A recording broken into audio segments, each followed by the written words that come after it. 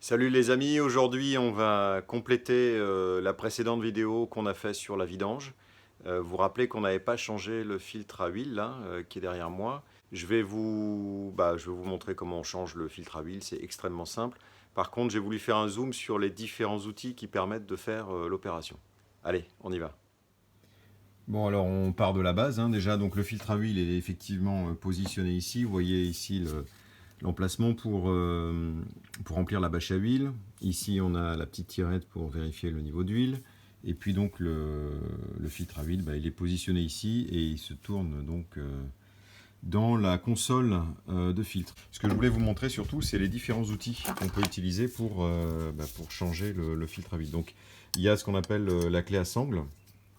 Donc le principe est simple, hein, on vient enserrer la tête du filtre, on vient serrer ici en tournant la petite molette qui est là, et donc en force, on vient donc tourner pour dévisser le filtre. La deuxième clé qui est un peu moins pratique à mon sens, c'est une clé à chaîne. Donc en fait, on vient faire le tour du filtre avec la chaîne. On la repasse ici, alors excusez-moi, mais c'est avec une seule main, c'est pas évident, mais on la repasse ici dans l'espace qui est ici.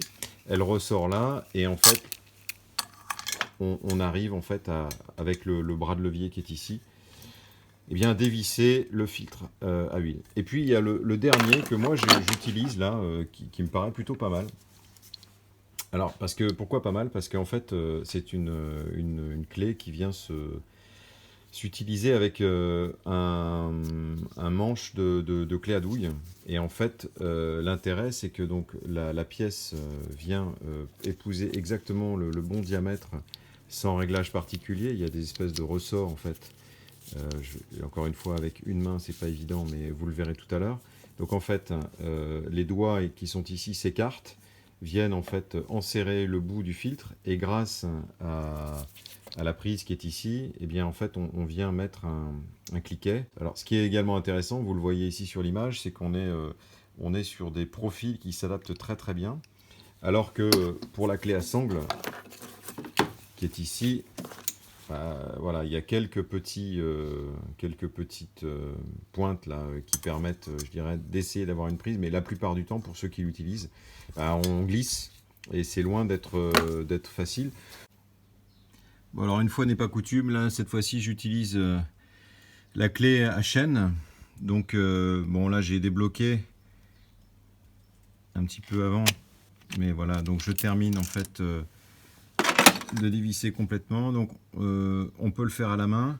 Ce que je vais faire, c'est que je vais protéger ici parce que le filtre comporte environ 1 demi-litre d'huile. Et bien sûr, quand on le dévisse, il y en a une partie qui s'écoule ici. Donc je vais mettre quelques protections pour éviter d'en mettre de partout. Donc voilà, on termine à la main.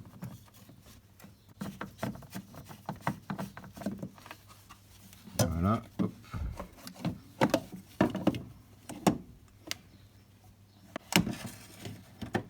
Voilà, donc on a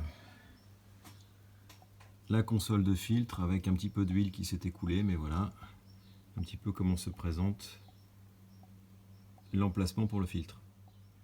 Bon alors voilà les amis, donc on a nettoyé l'huile qui a largement dégouliné sur le bord du longeron arrière de la voiture. Donc vous voyez en fait la console de filtre, c'est en fait une tige filetée qui est ici, qui fait donc qui permet à l'huile de passer dans le filtre. Et en fait, il va falloir bien évidemment visser, donc là on voit le pas de vis qui est ici, visser le filtre sur la console de filtre, et puis d'enduire le joint qui est ici là pour faciliter le vissage. Donc on va le faire en direct. Hop, un petit peu d'huile neuve. Voilà, c'est pas super bien fait, mais voilà, le principe c'est d'enduire très légèrement le joint avec de l'huile. Voilà. Et ensuite, en se contorsionnant, parce que vous voyez que le filtre est assez important quand même, le filtre sur l'axe, et on tourne gentiment, là vous voyez, il a pris. Voilà, et le principe c'est de ne pas utiliser d'outils, de le faire à la main jusqu'au serrage, jusqu'au blocage, hein, j'allais dire. Et puis bien sûr quand on va rajouter de l'huile, et puis quand on va démarrer le moteur, on va vérifier bien sûr que tout est étanche. Et là, vous voyez, je vais serrer encore une fois un peu plus fort quand j'aurai mes deux mains de libre, mais ce sera réglé. Voilà. Voilà les amis, c'est terminé, c'est pas très compliqué. Je vous ai montré donc l'utilisation, en tout cas l'existence de 3 outils particuliers. Vous choisissez celui que vous préférez, bien sûr. Ça complète surtout le tuto sur la vidange, donc normalement vous savez tout faire maintenant. Vous pourrez trouver d'autres tutos super intéressants sur le forum 911 aircooled.fr que je vous conseille. Et puis vous trouvez une communauté sympa de passionnés de Porsche à refroidissement à air. À très bientôt, salut!